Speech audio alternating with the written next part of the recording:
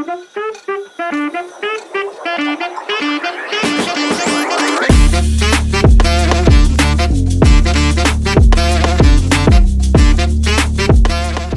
a todos, ¿cómo están? Bienvenidos al episodio número 18 de Levantando la Perdiz, este espacio que armamos, que construimos con Aprecid y donde hablamos de todo.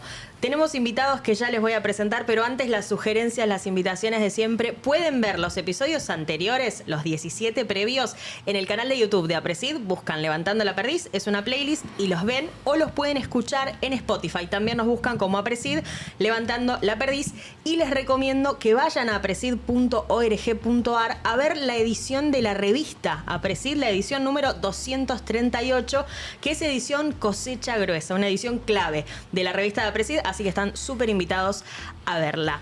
Le agradecemos como siempre a los sponsors, a Volkswagen y a Banco Macro, que nos bancan, que nos acompañan como siempre. Y este episodio en particular lo auspicia Valley. Vamos a hablar, entre otras cosas, de riego. Vamos a hablar de agricultura de precisión, de ese concepto que se instaló ya en Argentina y en el mundo, que tiene muchos años, pero que no para de innovar, de traer novedades y nos implica a todos seguir aprendiendo constantemente. Así que vamos a tratar en este episodio de hacer eso juntos. ¿Con quiénes? Con nuestros invitados. Se los voy a presentar. Nuestro primer invitado hoy es Néstor Dileo, que es ingeniero agrónomo, es profesor investigador, es docente en la Facultad de Agrarias de la Universidad Nacional de Rosario y de la Universidad Nacional de Villa María también, y además integra el Instituto de Investigaciones en Ciencias Agrarias de Rosario. Dirige además proyectos de investigación sobre manejo sitio específico y agricultura de precisión. Bienvenido. Muchas gracias, ¿cómo están? Muy bien, muy bien. Muchas Bienvenido gracias. al episodio. Bueno, vamos a tener un montón. Con este currículum tengo un montón de temas para hablar. Bueno, esperemos estar a la altura de las circunstancias. Sí, seguro que sí. Vamos a también darle la bienvenida a Martín Pazman, que es director de Valmont Industries de Argentina. Martín, bienvenido. Muchísimas gracias, Carola. El representante de Valley en esta mesa. Perfecto. Muy bien, bienvenido y gracias. Y Sergio Marinelli, que también tiene un currículum largo porque es contratista, lo conocemos porque es contratista, pero además es productor agropecuario, es asesor técnico en maquinaria y en agricultura de precisión. Sergio, bienvenido. Bueno, bienvenido, gracias. Gracias a los tres por ser parte. Les digo las 3 reglas de este programa, 3 cosas que están prohibidas. Una es mentirme, no en la cara al menos, después, bueno. La otra es ser solemnes, acá todos nos interrumpimos, charlamos, da lo mismo, vamos, mientras salga algo lindo, interesante para el que nos está viendo y escuchando, estamos bien, o sea, no me respeten mucho.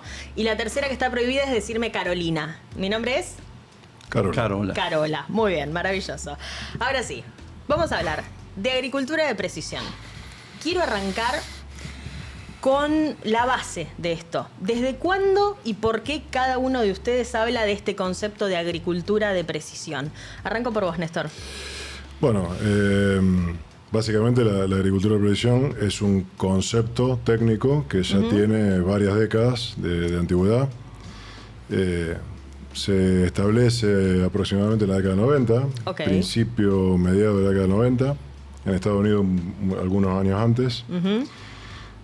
Menciono esa fecha porque es cuando de alguna manera se extiende un poquito más. A nivel experimental se venía trabajando de la década del 80.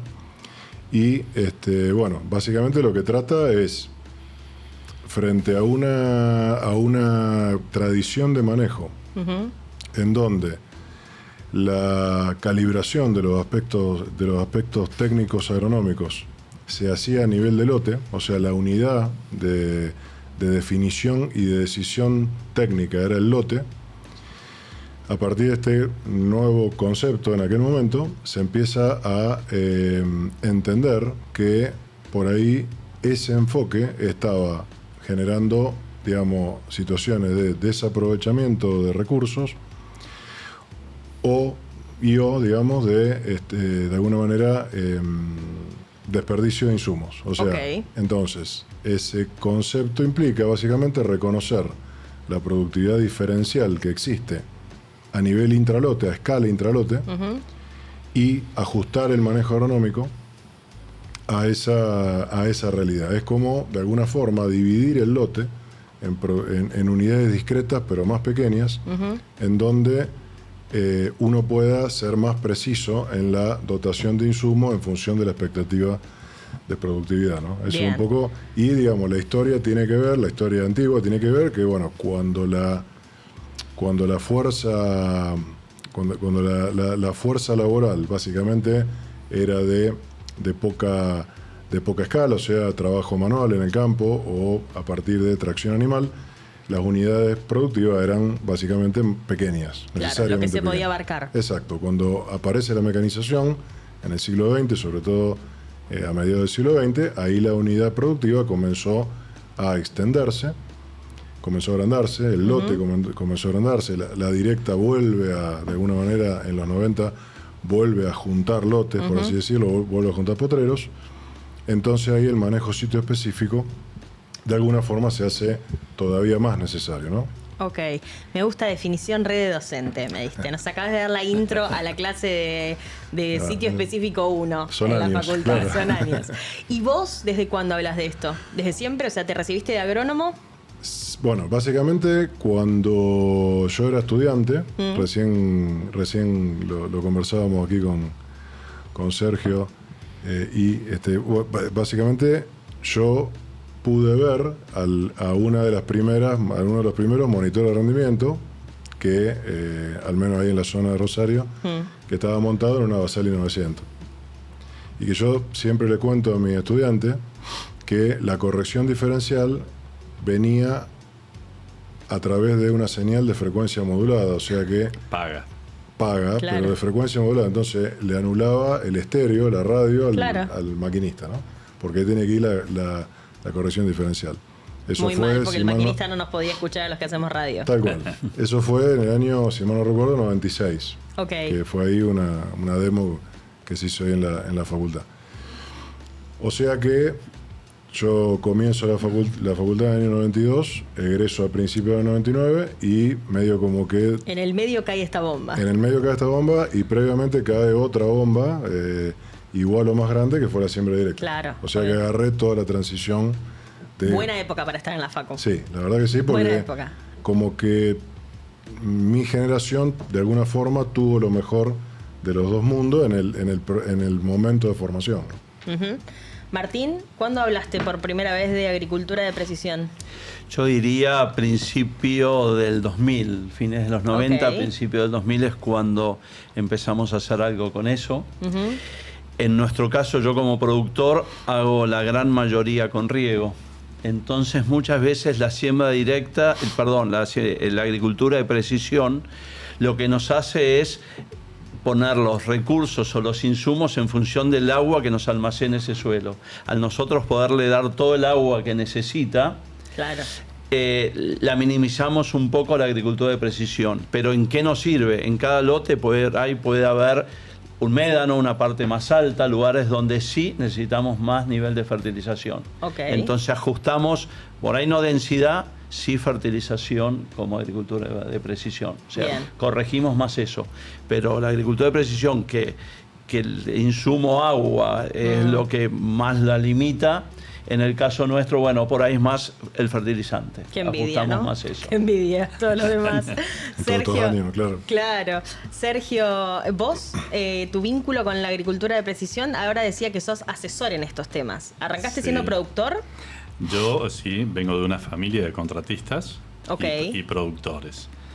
¿Tu abuelo ya era contratista o tu viejo? Mi viejo era contratista. Es más, fue empleado en una fábrica de cosechadoras que había en Venado Tuerto que se llamaba Giubergia. Competencia de Basali. Para que ninguno se ponga celoso. Para que ninguno se ponga celoso. Y bueno, pero después un poco inquieto empezamos a dar vuelta y queríamos diferenciar nuestro servicio de cosecha de alguna manera. Siempre tenemos en cuenta de que los contratistas de cosecha somos el 70% de lo que se produce en Argentina pasa por nuestras manos. Eso es mucho. O sea, solo el 30% es productores que tienen sus máquinas y se cosechan a sí mismos. Exacto. El resto somos contratistas, lo que habla a las claras de que tenemos una competencia importante. Sí. Entonces había que mejorar nuestro equipo como para poder competir mejor. En el año 95, que era un poco lo que hablaba él, nosotros instalamos el primer monitor de rendimiento en una cosechadora en Argentina, ya como contratista, no en la parte de estudios, sino básicamente como contratista, a la práctica. ¿Y había ya? ¿Por qué les nace esa...? Junto con Mario Bragaccini en INTA Manfredi, empezamos a trabajar junto con él y era nuestra manera de podernos vender y diferenciar el servicio. Nosotros le damos mucho servicio a empresas de testeo de equipos y todo ese tipo de cosas. Ya en ese momento, y bueno, empezamos con empresas que querían probar sus equipos también. En resumidas cuentas, cuando vos preguntaste de agricultura de precisión, que entre comillas él dejó ver algo y él también, yo doy clase en una escuela agrotécnica y a mis alumnos siempre les digo que la agricultura de precisión no es nada más que ser preciso con la agricultura.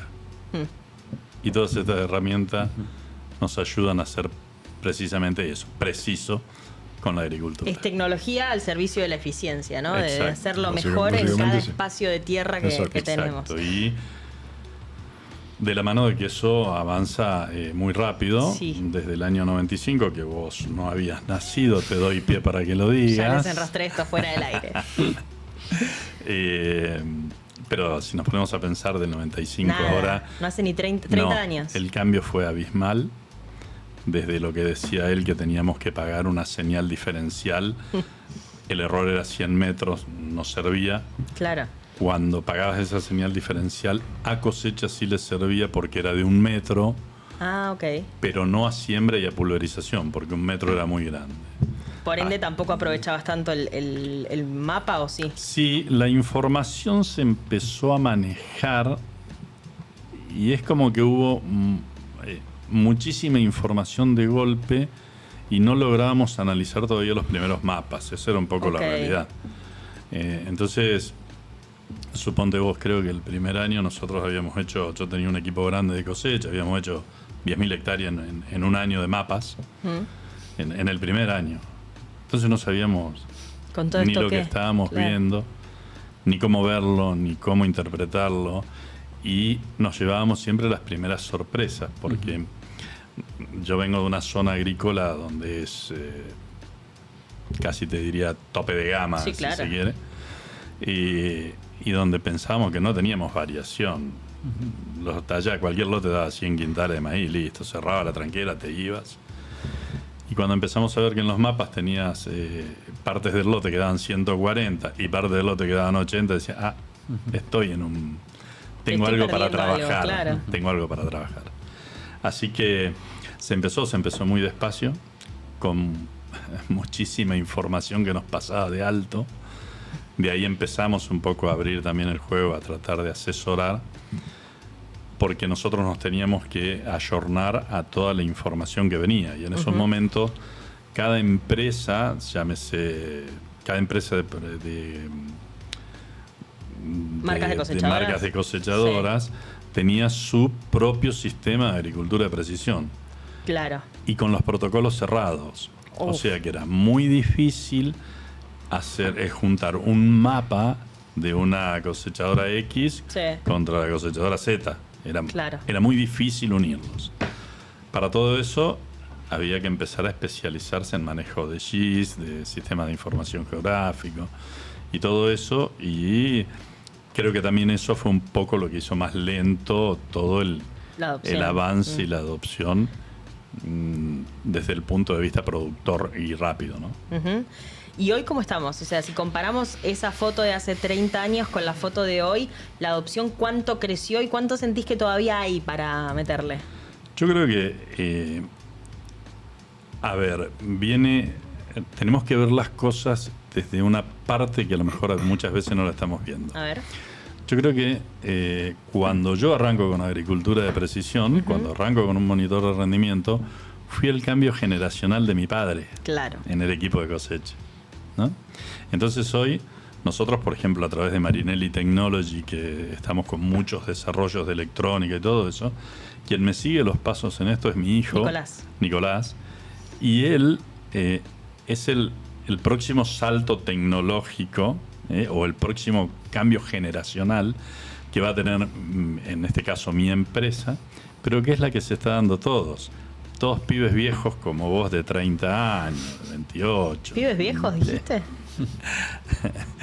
Pero lo que quiero decir es eso, ¿no? Sí, claro. Que yo creo que estamos en un momento muy bueno porque todas las empresas se abrieron sus protocolos por una ley. Claro. Pero ¿Cuánto hace que lo hicieron? Hará más o menos unos 6 años, 7 poquito, años. hace Sí, relativamente poco. muy poco. Fue una obligación que directamente no vino de parte nuestra, sino de Estados Unidos, que dijeron, señores, hay que abrir los protocolos. ¿Y cambió mucho? Cambió mucho porque hoy casi todos los monitores, sea de todo tipo, ¿no? De siembra, pulverización, Sí. cosecha, todo, hablan todos el mismo idioma. Más allá de que tienen su idioma, tienen uno en común. Entonces te permite asimilar la información que me trae él, que me traes vos o que me trae él. Y yo de esa manera puedo avanzar. Y yo creo que otra de las cosas, por ahí siempre me parece a mí, ¿no? Pero es como que es la ciencia de los datos. Y es lo que tenemos que empezar a analizar, es lo que tenemos que empezar a trabajar juntos, porque hoy tenemos muchísimos datos. Y hay que aprender a tomar decisiones en base a eso. Hay que aprender a tomar decisiones, pero también por otro lado se encuentra que estamos en un momento donde realmente esos datos son lo que te van a ayudar a ser terriblemente eficiente tanto en tu equipo de cosecha como en el cuidado del medio ambiente. Y son las dos necesidades y demandas que hay a nivel mundial. Claro. Producción de alimento y cuidado del medio ambiente. ¿Cómo podemos producir mejor siendo más eficiente? ¿Cómo podemos ser más eficientes? Utilizando la ciencia de los datos que tenemos disponibles. Hay algo que me surgía de tu primera explicación de la definición de diccionario que nos diste, que es lo mismo hablar de agricultura de precisión que de manejo sitio específico, porque apareció después el concepto, ¿cierto? Sí, a ver, obviamente son conceptos muy próximos. En general, digamos, se los puede tomar como sinónimos, pero también hay una acepción que es, digamos, diría opinable, o sea, te puede gustar más o menos, pero digamos, yo la tomo porque por ahí, no por nada, sino porque ordena, que a veces se le dice agricultura de precisión a la tecnología electrónica, comunicacional, etcétera, etcétera, etcétera, que hace que una máquina sea más inteligente. O sea, la telemetría, sistema de posicionamiento global, todo tipo de sensores, etcétera, etcétera, etcétera. Eso entra en el combo agricultura de precisión. Eso sería la parte más tecnológica que tiene aspecto, digamos, de la herramienta. La herramienta, exactamente, la herramienta, la visión herramental de la propia tecnología. Porque se conjuga la maquinaria clásica, digamos, el fierro, por así decirlo, con la electrónica, con los sensores, con las telecomunicaciones, etcétera, etcétera, etcétera. Por otro lado, digamos, el manejo sitio específico ya como que insinúa, por ejemplo, la cátedra de la que soy titular en la Universidad Nacional de Villa María se denomina agronomía de precisión. Tanto manejo sitio específico como agronomía de precisión claramente como que apuntan a que además de la tecnología que va asociada al fierro, también está, digamos, la agronomía que tiene que conjugarse y compatibilizarse con esa tecnología. Bien. O sea, lo que por ahí se mencionaba antes, ¿no? Aumento de densidad, bajo densidad, cambio de la dosis de fertilizante, etcétera, etcétera, etcétera. O sea, eso es un ajuste cultivo por cultivo, especie por especie, tipo de producción por tipo de producción, escala productiva por escala productiva, etcétera. Bien. Pero como digo, se pueden tomar como sinónimo o se puede tomar como algo ligeramente diferente. Bien. Interrúmpanse entre ustedes, está permitido, pero pienso, ¿cuál fue el hito más grande? ¿Fue ese los monitores de rendimiento en los 90? Particularmente creo que sí. Creo que el monitor de rendimiento te da la apertura del ciclo agrícola y te lo cierra y te da la devolución de lo que hiciste en el medio. Entonces creo que sí que es una herramienta poderosísima y bueno, hoy en día que a los monitores se le están agregando cosas cada vez es más la información y más valiosa la información que te brinda, ¿no? Ahora vamos a ir a si sabemos todavía, o si ya sabemos, mejor dicho, qué hacer con toda esa información y qué se puede hacer con todo eso, que imagino que es casi infinito. Es mala. Soy mala, Es soy mala, mala, sí. es mala. Es que quiero que hagamos autocrítica también en esto. Yo me siento parte. No siembro una sola hectárea, pero me siento parte. Quiero antes igual hacer ese recorrido. Ponele que nos está viendo o escuchando que le podemos mandar este recorte a alguien que no tiene ni idea de lo que estamos hablando. ¿Cómo le explicamos el paso a paso de ver el monitor de rendimiento, en realidad ver el mapa de rendimiento que te tira el monitor y tomar decisiones en base a eso? ¿Cómo le contamos el proceso? ¿Cómo es el paso a paso? Cosecho con una cosechadora que tiene monitor de rendimiento y desde entonces...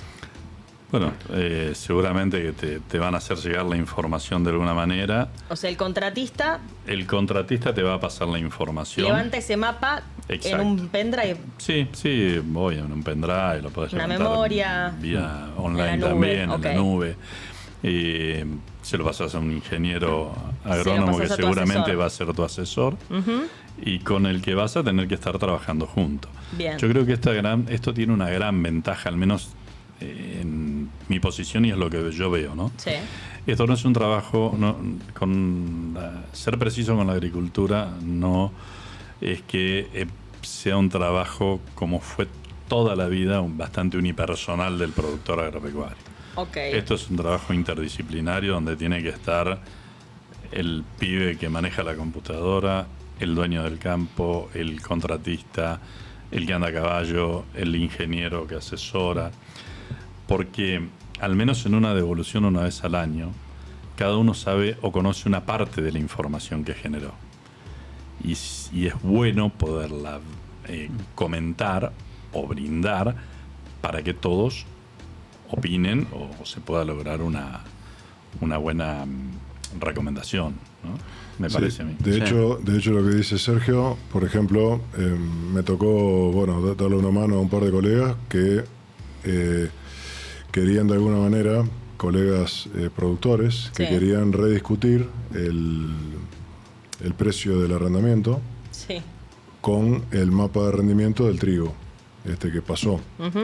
Porque que como toda negociación comercial, ¿no? O sea, sí, claro. Dando cuenta de que no todas las hectáreas tenían igual productividad, por ejemplo.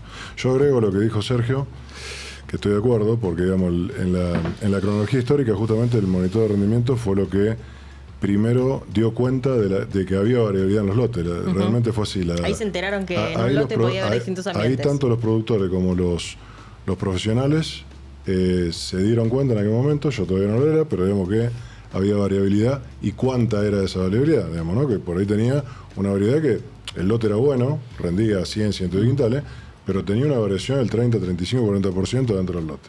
Y que claramente, entonces la pregunta era, nos está faltando insumo en la parte que tiene mayor potencial y estamos derrochando insumo en la parte que tiene menos potencial. Okay. Ahora bien, ¿qué pasa? Acá hay una cuestión, digamos, que tiene que ver también con lo que vos mencionaste, la adopción tecnológica, que es de alguna forma el modelo de tenencia de la tierra productiva en Argentina. Sí. Que está básicamente en una alta proporción en manos de, empresas que no son las propietarias, ¿no? Entonces... ¿Sigue estando en 70-30 la proporción de alquileres? Capaz que cambió, pero sí, aproximadamente puede andar más o menos por ahí. Lejos. Entonces, ¿qué pasa? Cuando hay un cambio de productor, digamos, sobre la unidad, sobre el campo... Cuando cambia el inquilino. Cuando cambia el inquilino, exactamente. Puede haber una cesión de la información generada en la etapa previa o no. Entonces ahora también, por ahí eso nosotros también damos una mano desde la facultad cuando se nos requiere. Hablas de que tengan como la historia de ese lote, de esos lotes. Claro, cuando se llevaron los pendrives, se llevaron, digamos, los archivos de los monitores de rendimiento, hoy otra buena fuente de información son la muy larga, la muy importante base de datos satelitales, de información satelital que hay sobre los lotes. ¿Cómo se construye? Eso, digamos, a partir de principios del 70, pero sobre todo a partir de mediados de la década del 80, comienzan a disponibilizarse información captada por misiones satelitales con tamaños de píxel que podían, de alguna manera, empezar a dar cuenta de la variabilidad intralote. Entonces, claro, por momentos había más densidad de información, por momentos menos, etcétera, 30, etcétera, pero 30 metros. 30 metros arranca ahí, ¿no? 30 metros, porque previamente era 80 metros, claro. Y eso era muy poco. Hoy, por ejemplo, bueno, las aplicaciones, digamos, que incluso se pueden disponer a nivel de celular, se basa en un satélite de la Agencia Espacial Europea que tiene 10 metros, ¿no? Entonces, hay una muy buena base de datos desde, pongámosle, fines de la década del 80 y principios de la década del 90. Entonces, si uno no tiene la información del lote que uno tiene que atender y que tiene que gestionar agronómicamente, porque se la llevaron, porque se perdió, porque no te la quisieron dar, porque hubo algún conflicto, lo que fuera, uno puede recurrir a reconstruir alguna historia a partir de esa base de datos. Ok, bien. Pensaba cómo, de qué se nutre, esto es pregunta de analfabeta en el tema, a sabiendas. ¿De qué se nutre el monitor de rendimiento? ¿De información que sale de sensores? Sí. ¿Sí? Claro, en todos los casos. Claro, hay una serie de sensores Sí. que son de la máquina, sensores que operan sobre el grano. Bien. Pero una pata por ahí fundamental que queda ahí media, muchas veces no se la ve y no se la valora del todo, es el Sistema Global de Navegación por Satélite. Nombre moderno de lo que comúnmente le decimos el GPS. Claro. Porque el GPS sería la constelación de posicionamiento global de los Estados Unidos. Hay otras 3 o hasta 4 constelaciones más disponibles. Ok. Entonces ahí, digamos, los sensores que, bueno, Sergio comentará cuáles son, digamos, y qué hacen, pero digamos, la clave también de la agricultura de precisión es que cualquier dato que cualquier sensor pueda registrar, del suelo, de la planta, del grano, de lo que fuere, pueda ser geoposicionado, pueda ser ubicado con precisión espacialmente Claro. en el lote. Ok. Sí, yo creo que el monitor de rendimiento, como te decía, ha tenido muchísimos avances. Sí. Hoy te posiciona prácticamente el rendimiento en tiempo instantáneo en el lugar donde fue cosechado. Y nosotros antes teníamos que corregir ese retraso de paso, o sea, desde que cortaba la plataforma adelante hasta que llegaba la tolva, que era donde me censaba, teníamos 14, 15 segundos que había que corregirlos.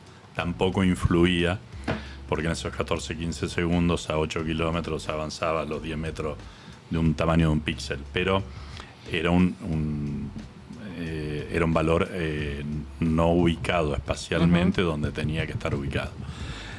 Hoy no solamente que te ubica eso, sino que te va mostrando mapas anteriores, el mismo monitor.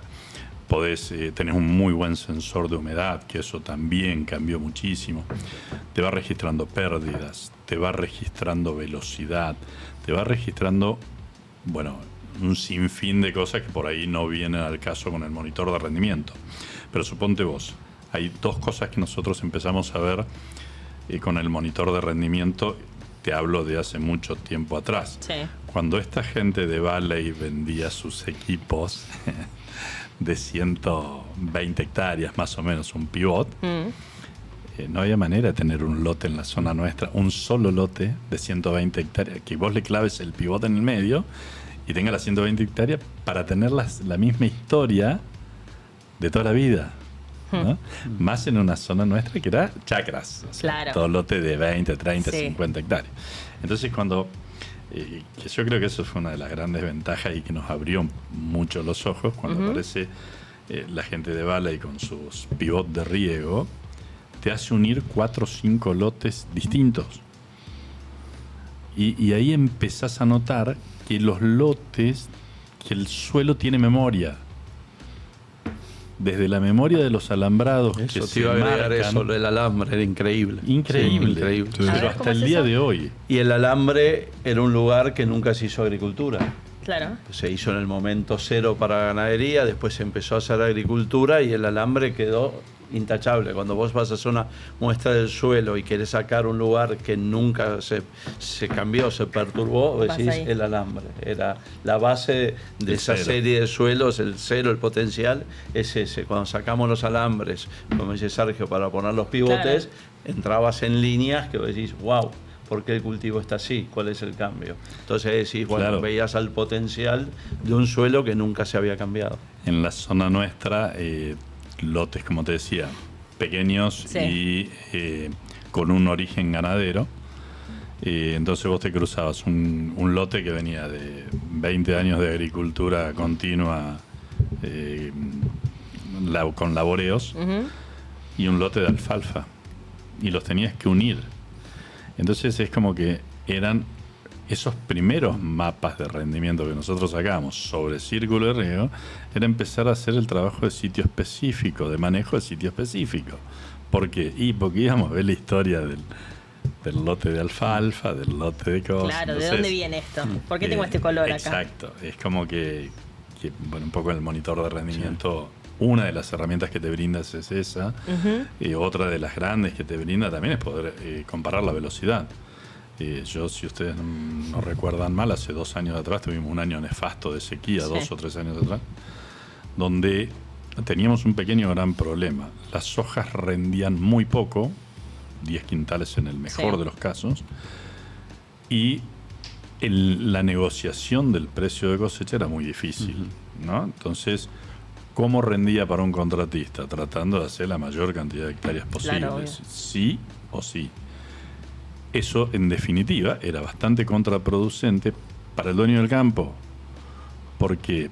Porque a mayor velocidad vos tenías mayor pérdida por plataforma, no por la máquina, porque la máquina iba descargada. Entonces era como que te llevabas puesta la planta y si vos pedías, además del mapa de rendimiento, pedías un mapa de velocidad de cosecha, ibas a relacionar directamente la pérdida con la velocidad. Claro.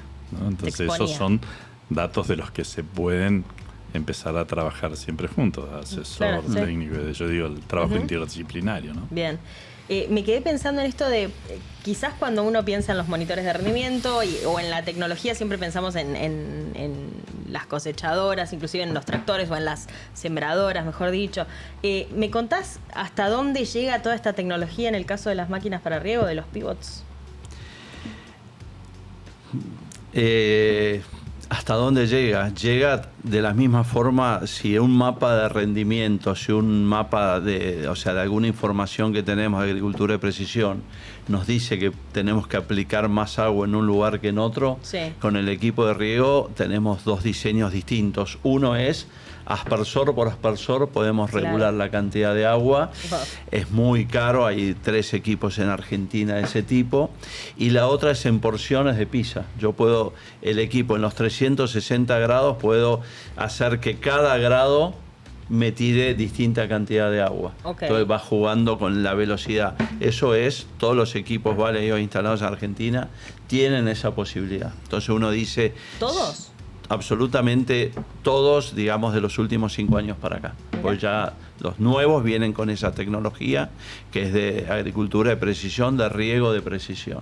Entonces yo digo, hagamos de cuenta, si un sector del lote tengo una loma más medanosa y demás, yo hago que ese lugar el equipo vaya más despacio y aplique mayor cantidad de agua.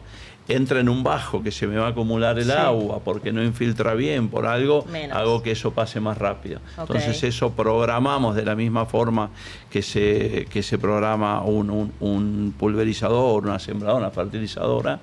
Le damos toda esa información al equipo de riego y el equipo de riego nos va a aplicar más precisa la cantidad de agua que uno necesita en cada lugar.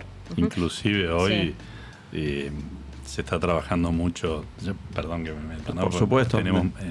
Estamos trabajando mucho con tecnologías y mucha visión artificial puesta en los equipos de riego, es como que también te permite ir viendo e ir, en cierto modo, tener la posibilidad de fertilizar de acuerdo a lo que se va viendo de acuerdo a los datos de la visión artificial, ¿no? Eso es. Sí, el equipo de riego, algo que está viniendo, todavía no está a nivel comercial, hasta tiene cámaras en distintos lugares.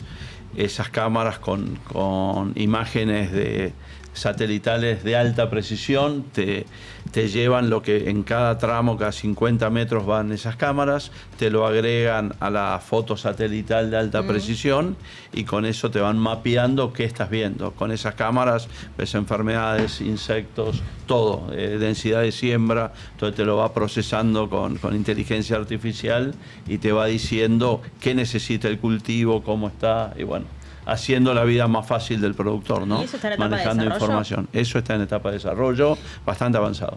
Okay. Sí, sí. Los Sí, desarrollos avanzado. hoy son rapidísimos. O sea que no pensamos más en 10 años para que esto esté en el mercado. No, 10 años fíjate era que- viejo eso. Claro. Ya va- Los ya va a eventos haber cuando pasado. yo era chiquitito se sucedían cada 50 años. De la calculadora así a la calculadora digital pasaron Sí. 50 años. Sí, 2 generaciones. Por lo menos. A partir de, yo te diría que de los últimos años, yo creo que cada 24 horas se sucede un evento. Sí, la verdad que la tasa de innovación es muy grande y bueno, esto que se viene comentando, justamente, así como comenzamos hablando de que uno podía acceder a una base de datos histórica Sí. de lote a partir de aquellas primeras imágenes satelitales, específicamente en el subcampo del sensoramiento remoto, digamos, enfocado en aplicaciones agropecuarias, lo que más ha crecido últimamente es el sensoramiento remoto terrestre. O sea, ¿qué sería el sensoramiento remoto? Sería captar información a partir de un sensor que no está en contacto con el objeto de interés. ¿No? Ok. No hay un contacto físico, hay una distancia. Entonces, ese sensor remoto puede estar en una plataforma satelital, 700 y pico, 250 kilómetros de altitud, un avión o un dron, o puede estar montado sobre alguna clase, algún tipo, alguna configuración de soporte que está apoyado en tierra, fijo o móvil. Lo que se comentaba recién, el tema de las cámaras asociadas a equipos de riego, justamente tiene que ver con esto, ¿no? Y ahí se logra una resolución muy muy alta, que técnicamente se le puede llegar a decir hiperresolución, que te posibilita hasta poder identificar, no solamente detectar o contar, sino identificar qué plaga insectil estás teniendo en el lote. O sea, como que le ves la cara al bicho, ¿no? Y la computadora discrimina qué especie es, con lo cual, bueno, obviamente, a partir de un árbol de decisión bastante simple, te aparecen las opciones de control que puedes tener, ¿no? Ok. Eso todo prácticamente en vivo y en directo. ¿Y eso ya está funcionando? Está, como decían recién, está Ahí, en está el al campo experimental, llegar. pero digamos... Si no está esta mañana. Sí, Ok. está muy próximo. No, yo las cámaras las tengo en el campo mío probándolas. ¿Viste? O sea, Claro. se está probando a nivel mundial. Acá lo tengo en un campo en San Luis, lo estamos probando. Ok, todavía no está a nivel comercial. Es el productor Todavía que no está a compra un nivel equipo comercial. de riego y no puede elegir ese. No. Pero sabe que el próximo que cae es ese. Sí, sí. Ok, wow. Sí. Pensaba cuando los escuchaba si antes hablábamos de lotes, no sé cuándo empezamos a hablar de ambientes dentro del lote, 90. ahí, hace 30 años. ¿Vamos a hablar de una unidad más chiquitita que el ambiente en algún momento? O sea, ¿la precisión va a llegar cada vez más lejos o ya está? Ese es el tope. No, yo creo que la precisión hoy, a ver, me da la sensación a mí, por ellos están más autorizados para hablar que yo, pero yo creo que la precisión hoy es una cuestión de que por ahí no tenemos todavía definido el por qué tengo que irme más chiquito. Ok, a ver. Pero, porque, o sea, trabajar con una precisión de 10 metros, como estamos diciendo, es realmente... Imagínate que estamos hablando de equipos con 40 metros de botalón. O sea que si vas a hacer una aplicación te agarra 4 píxeles un solo equipo. Entonces, está bien que lo podés dividir. Sí. Yo creo que hay control de tránsito que se está empezando a trabajar mucho. Yo creo que hay muchísimas cosas que a partir del GPS o del sistema de posicionamiento vos podés trabajar en base a eso. Y creo que no tiene límites en el tamaño. Lo que pasa es que muchas veces tenés que saber qué vas a tocar de ese tamaño para poder corregir y además de poderlo corregir, poder evaluarlo. Son herramientas muy poderosas que te permiten cuantificar todo lo que vos estás haciendo, pero tenés que saber qué es lo que estás haciendo. Vamos a eso, me acusaste de mala, pero ahora me das el pie. ¿Ya sabemos evaluar toda esa información o por ahora generamos datos, pero falta una segunda etapa? Hay muchísima cabeza puesta a trabajar en descubrir eso. Okay. Hace muchos años que la gente de las facultades Sí. y todo eso empezó a trabajar porque se dieron cuenta. O sea, todos nos dimos cuenta que teníamos información y no sabíamos qué hacer o para dónde arrancar. Entonces, gracias a Dios, él entró a meter croquetas. Yo le digo croqueta a mis alumnos y se me ríen porque no saben qué es una croqueta. No. Entonces yo digo que croqueta es la cabeza, Ah, ok. meterle cabeza. Se le empezó a meter cabeza. Casi como mis alumnos. Y entonces se le empezó a meter cabeza y hoy ya hay grandes resultados. Y eso es bueno, porque eso de la mano de la tecnología avanza muy rápido, ¿no? Pero yo agrego, a nivel Sí. productor, soy ingeniero agrónomo y productor, soy Sí. quinta generación de productores, con lo cual tenés historia. cuando vos tenés esa información es sentarte, como decía Sergio, con todo el equipo a ver qué información te está dando. O sea, vos lees algo, decís, Sí. bueno, ¿qué es esto? Sí, bueno, pará, acá no sé, es un bajo, es una loma. Y esta franja, no, ni idea. Ah, no, ¿te acordás que hace 2 años pifiamos y agregamos más de esto? Mirá lo que vengo a leer hoy 2 años después. Por eso decía, desde el peón de a caballo, todos Sí. los que han pasado por ahí generan algún conocimiento. Entonces, es se simple, siente no, uno solo analizarlo, no casi no sirve de sirve. nada. Necesitas a muchos que te digan qué pasó en ese lote este año, el año anterior, 3 años o lo que sea. El alambre, sí, no, ahí había un alambre. Capaz que todos los que están de ahora no sabían que había un alambre ahí. Entonces, con toda esa información, decís, bueno, ¿qué hago acá? Pongo más densidad, menos densidad, o esto o aquello. ¿Por qué tengo sucio esta parte con malezas y todo el tratamiento es igual? No, ¿para qué pifiamos hace tantos años Claro. con eso? O por H o por B no lo hicimos. Entonces, es muy divertido y enriquecedor Claro. el tratar en castellano, de descular esa información que te da el mapa y decir qué hago para el año siguiente. Nosotros mismos terminamos de cosechar un lote y enseguida yo hago análisis de suelo, no antes de la siembra, sino para ver qué remanente tengo de fertilizante. Haceme un stop ahí, hablame de Bien. por qué lo haces y qué resultado te da. Y yo digo, Porque no es de las prácticas más una comunes. prescripción antes de qué voy a Todavía. fertilizar en cada lote. Sí. Digo, voy a quitar X, hagamos diciendo 200 unidades de algo. Después tengo un rendimiento, ese rendimiento se llevó tantas unidades de fertilizante. Digo, quiero ¿cuánto me quedó de remanente? Entonces con eso digo qué eficiencia estoy teniendo de lo que estoy aplicando. Qué eficiencia tendría que haber aplicado más. No sé, un caso, esto es Río Negro, sobre más o menos 400 hectáreas de trigo, 78 quintales de promedio, 2 lotes de 94 y 96 quintales. ¿Sí? ¿Por qué? Cuando viéndolo así rápido con el encargado de campo, y justo son los que vienen de maíz, que teóricamente es más difícil, tenés que ajustar un poco más el nitrógeno. Y él me dice, se me quemaron los papeles. A ver, era maíz semilla que lo fertilizás mucho más por si acaso. Poco el rinde. rendimiento había sido malo porque Claro. no había fecundado poco bien, con lo cual claro. lo sabíamos hasta, Te dejó todo. algunos lo habíamos abandonado, estaba Claro. todo el nitrógeno ahí. Decís, claro, nosotros fertilizamos, el plan de fertilización fue para 75 quintales. Los que tenían más nitrógeno lo rindieron.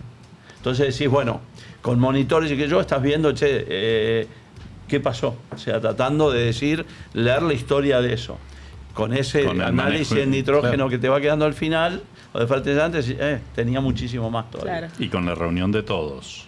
Me gusta esto el que te desmitifica. diga. Yo soy la que en los asados de amigos discute con mis amigos que no tienen nada que ver con el agro, piensan que el agro o que la evolución tecnológica del agro es cosechadoras que se manejan solas.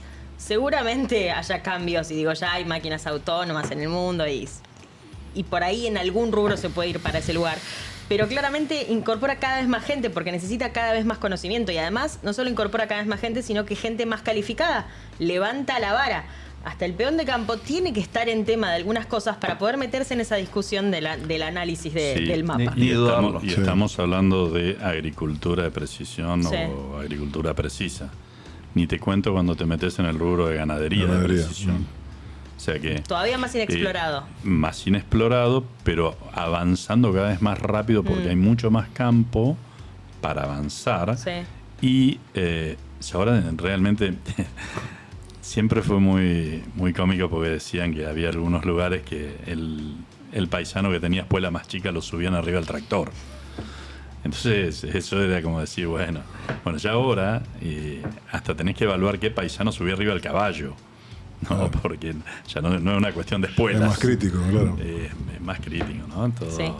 Pero agrego en eso, es impresionante como ese nivel de gente que a veces no está tan preparada, hoy con un teléfono inteligente te maneja perfectamente, en el caso nuestro, de un equipo de riego, lo programa, hace todas esas cosas. Entonces lo que yo digo es, esa persona que hoy se siente que le cuesta, porque hay cosas que vienen en inglés y no lo puede interpretar, a mí lo que más me impresiona es cómo quiere que su hijo hoy aprenda inglés.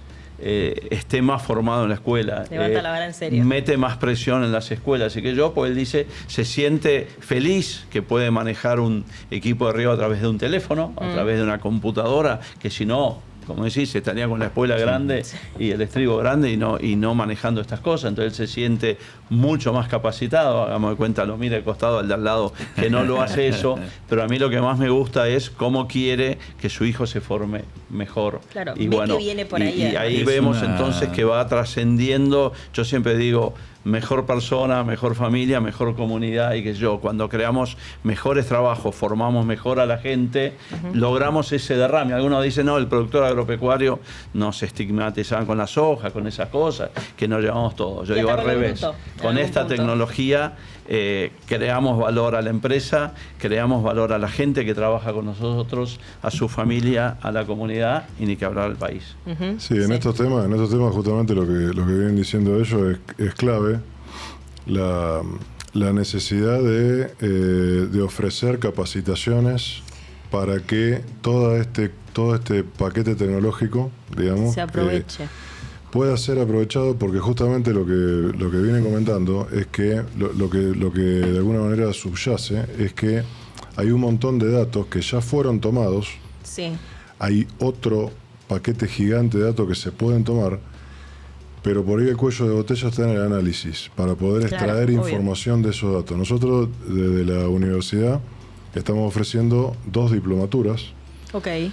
Una es en Sistema de Información Geográfica, basada en un software libre que es el QGIS, que tiene múltiples aplicaciones, pero muchas de estas aplicaciones son para manejo de sitio específico, agricultura de precisión, y la otra diplomatura es sobre drones aplicados al agro, tanto para drones de imágenes como drones de aplicación. Sí. Y el interés, digamos, de los colegas, incluso muchas veces bastante jóvenes, es muy alto. Claro, me imagino. Después, digamos, se supone que cuando uno, ¿cuál es la idea de hacer manejo sitio específico? Vos tenés un lote, supongamos, 40 hectáreas. Sí. Lo venías trabajando de manera uniforme. Hiciste un estudio a partir de monitor de rendimiento, etcétera, etcétera, etcétera, y te da que tenés 3 ambientes dentro de esas 40 hectáreas. ¿Qué concepto subyace en esa subdivisión que vas a hacer? Que la variabilidad sea mejor situada entre las 3 zonas de manejo, pero que cada zona de manejo, al interno de cada zona de manejo, sea lo más homogénea posible para que te ayude a ser precisa en la recomendación agronómica, en la gestión agronómica. Entonces esto que decías vos, ¿no? Se puede achicar, digamos, la unidad de manejo, tiene que tener sentido práctico, como todo. Está bien.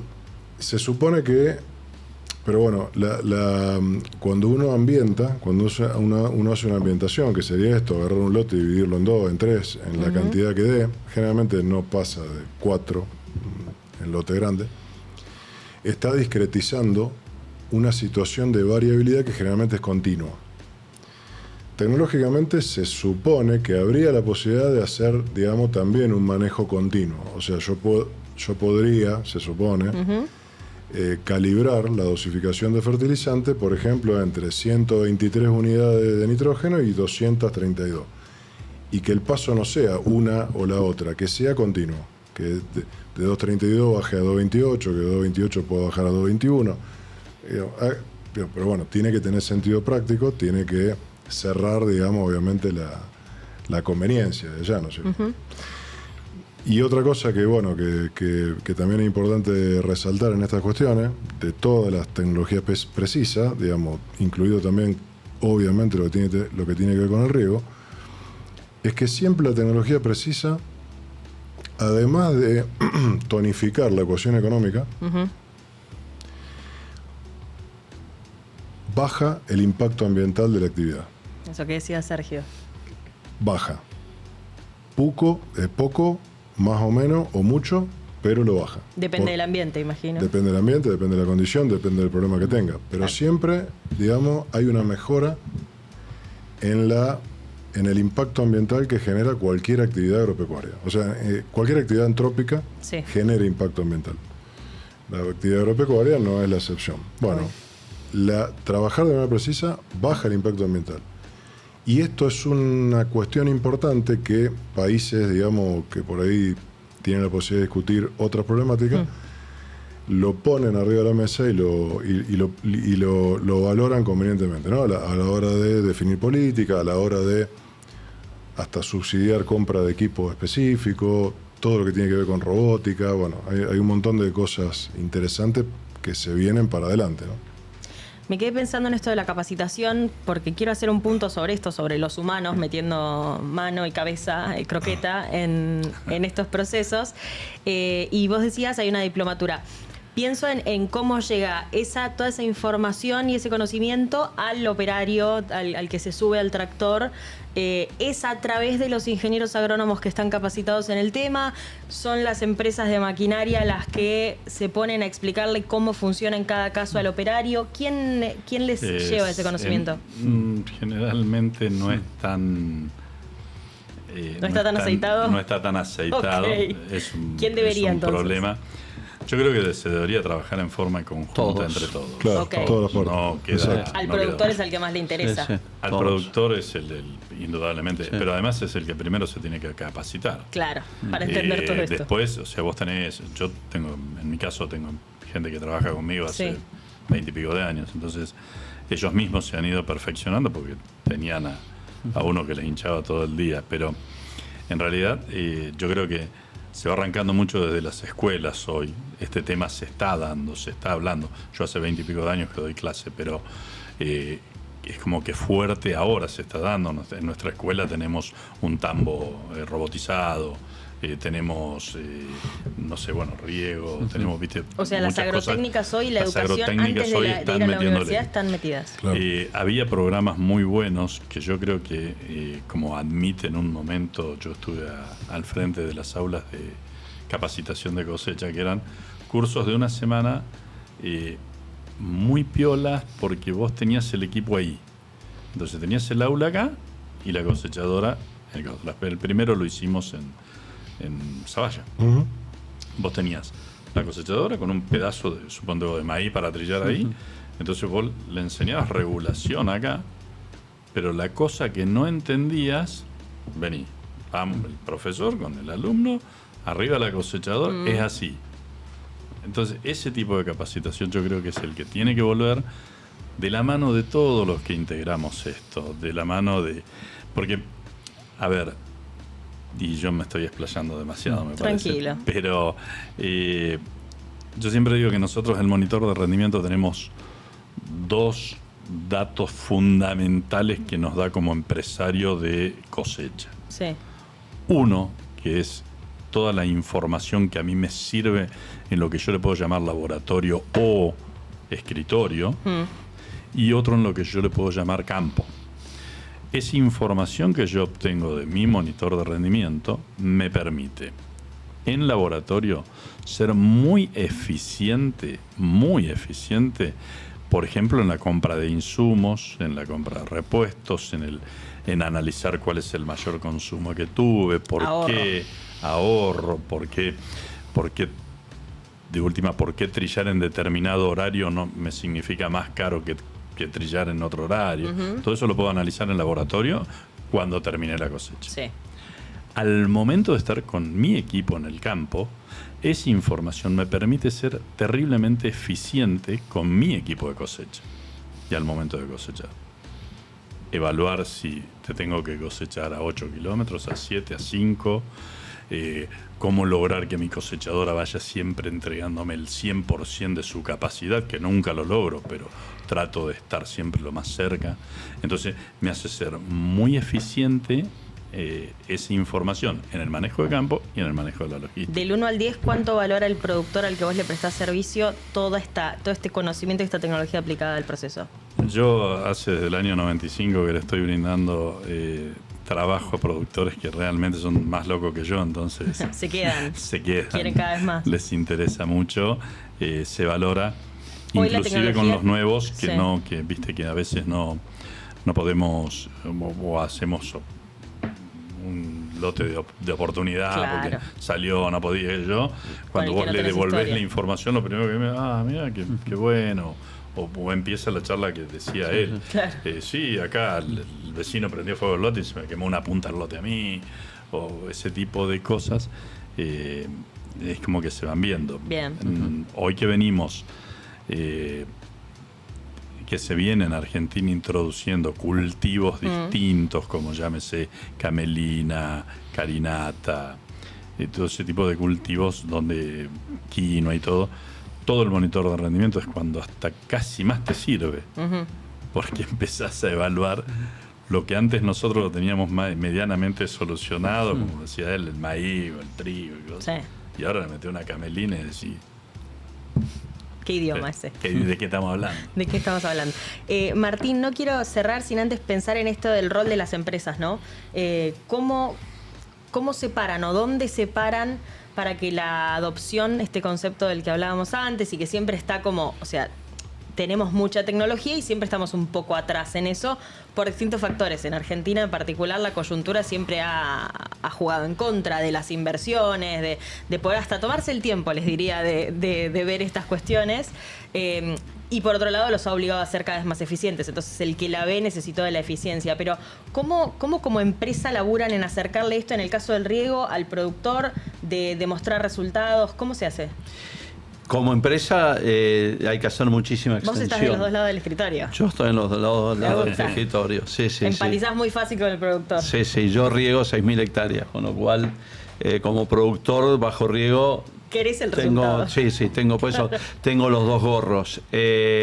Es clave la extensión. Yo digo, comparando Argentina contra Estados Unidos. Estados Unidos la extensión las hacen las universidades. Claro. Y no hace falta, o sea, no existen los APRESID, no existen los CREA, no existen nada de eso, porque hay una universidad muy fuerte. Porque se no, el INTA sí es el USDA, lo tienen, pero trabajando muy en conjunto con la universidad del Estado. O sea, acá tenemos, no sé, equipo de fútbol, 5 en la misma ciudad, allá tienen 1 en el Estado. Entonces todos tienen la misma camiseta. Acá nos gusta pelearnos entre nosotros. A lo que digo con esto, toda la función de extensión la tienen que hacer muchísimo las empresas acá en Argentina. Muchísimo, es educar. Nosotros cuando empezamos, yo empecé con el riego 88, 89, hubo una gran seca. Yo estaba en el 89 cursando mi último año, entro a ser asesor CREA, empieza algo de riego, me subo a una ola a barrenarla y acá estoy, ¿no?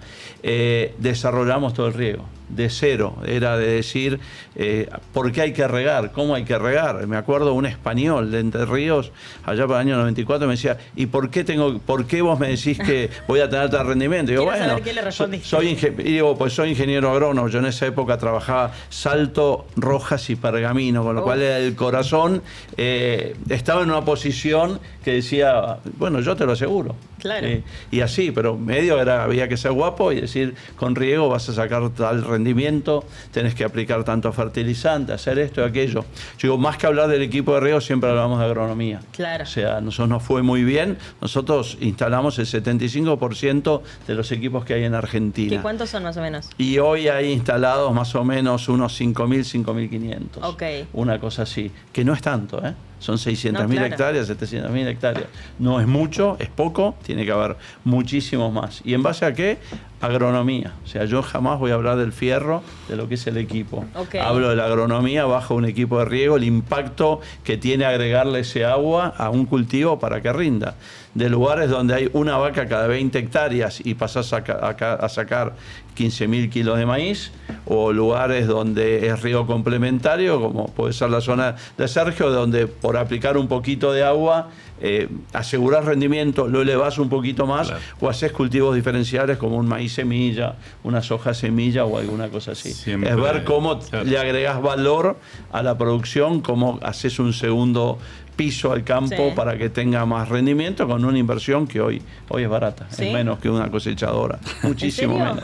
¿Mucho menos? Sí, antes cuando yo digo en el año 94, 95, 96, decías, pucha, era un número, era lo mismo por hectárea que comprar una hectárea, y valía capaz que lo mismo una cosechadora. Estamos hablando, no sé, de 120.000, 150.000 dólares. Hoy la inversión del equipo de riego sigue más o menos en la misma línea, en los 120, 150.000, depende qué sea lo que se haya, la cosechadora se fue a un palo.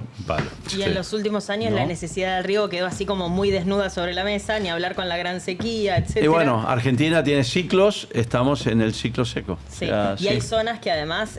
No, hay zonas marginales que hay que regar. Una vaca cada 20 hectáreas. Hay zonas que podríamos sembrar si regamos. Claro, hay zonas que vos hoy no sacás nada y podrías partir a sacar 50 quintales. Claro. Yo siempre digo que ellos atan con un Fórmula 1. Y nosotros, los contratistas que le damos el mapa de rendimiento, es como que le ponemos el cinturón de seguridad. Ayudamos a que esa ustedes frenan el colapimiento del riego. Muy claro, bien. Ellos realmente están muy adelante. Yo también agrego que por así decirlo, el manejo sitio específico, la agricultura de precisión, etcétera, etcétera, también hay que enfocarlo a eficientizar el uso del agua de lluvia también.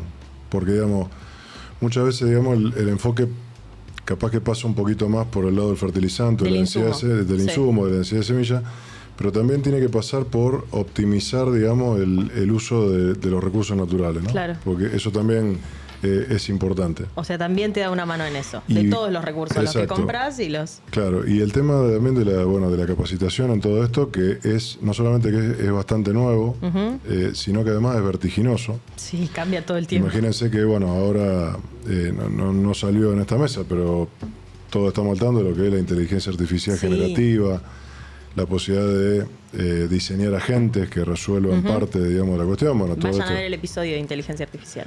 Claro. Es que yo creo que en el tema, por ejemplo, de cosecha y en el tema de cosechadoras, el camino muy cortito es la inteligencia artificial puesta al servicio del control del equipo de cosecha. Sencillo. Hoy todas las empresas o todas las cosechadoras y todos los equipos están todos comunicados en una central que te reporta, o sea, el equipo te va reportando a la central si tiene algún problema, todo. Como vos vas nutriendo a la cosechadora de muchos sensores, ya sea temperatura de caja, de aceite, de diferencial y todo eso lo va guardando. Pero todo eso, a su vez, todas las empresas tienen un call center a nivel mundial o un centro a nivel mundial donde le depositan la información. Y es muy difícil que cada concesionario tenga un flaco a las 24 horas para controlar la cosecha, porque cuando estamos en el norte trillando son las 5 de la mañana y seguimos trillando. En el sur, ¿viste? Entonces, una empresa no puede tener. ¿Quién va a solucionar ese problema? La inteligencia artificial. O sea, te va, viste, hoy TeamViewer es algo viejo y sin embargo hoy ya lo tenés puesto arriba de la cosechadora y el teléfono. Entonces el flaco le pasó tal cosa y mira, me prende esta lucecita, a ver, poneme el TeamViewer. Bueno, toma, ping. Resolves. Y resolviste. Menos tiempo a la máquina parada. A todo esto no me quería olvidar de lo siguiente. Yo siempre hago hincapié en la responsabilidad que tiene la academia, particularmente, digamos, la ciencia agronómica, digamos, la agronomía en general, de alguna manera, tanto para fortalecer las bases de las empresas privadas como de las instituciones públicas, el rol del ingeniero agrónomo. O sea, yo con mis alumnos a veces lo que hago es trazar paralelismo con los médicos, ¿no es cierto? Nosotros, digamos, como potenciales, digamos, personas que necesitaremos en algún momento un médico, ¿qué le vamos a pedir al sistema educativo, al sistema de ciencia y tecnología? Que ese médico esté lo más y mejor capacitado posible para que atienda mi problema de salud, ¿no es cierto? Y el de todo, pero obviamente uno va a pensar a lo mejor inicialmente en uno mismo. Bueno, el rol de los ingenieros, los ingenieros agrónomos somos de alguna manera los médicos de todo este proceso. Entonces, un poco la pelea a veces en las cuestiones internas a nivel de la institución educativa, digamos, de distinto nivel, de grado, posgrado, de pregrado, es que debe reconocerse esto para darle lugar a todo esto que está ocurriendo. Tiene que tener lugar para que los futuros profesionales por lo menos tengan una base. Bien. A lo mejor no se puede, digamos. Se pueden especializar después, pero que tengan la base. Tenga una base, porque tienen que conocer tecnología que va a ser de uso y de disfrute absolutamente común y generalizado en el corto plazo. Ojalá que sea así. Sería buenísimo. Gracias a los tres. Me encantó tenerlos, me encantó la charla. Se nos pasó volando más de una hora. Charlamos. Quiero que sepan. Buenísimo. Gracias, de verdad. Néstor Dileo, gracias por haber venido. Bueno, muchas gracias por la invitación y ha sido un placer. Igualmente. Gracias, Martín Pazman. Muchas gracias. Muchísimas gracias, Carola, y a todos. Gracias. Y Sergio Marinelli, muchísimas gracias también por haber participado. Por favor, gracias a vos por la invitación. Por favor. A ustedes los invito también a que vean los episodios anteriores y a que no se pierdan los próximos, porque se vienen más episodios de Levantando la Perdiz con Apresid. Pueden buscarlo, ya saben, en Spotify o en YouTube, Levantando la Perdiz Apresid. Será hasta el próximo episodio. Gracias.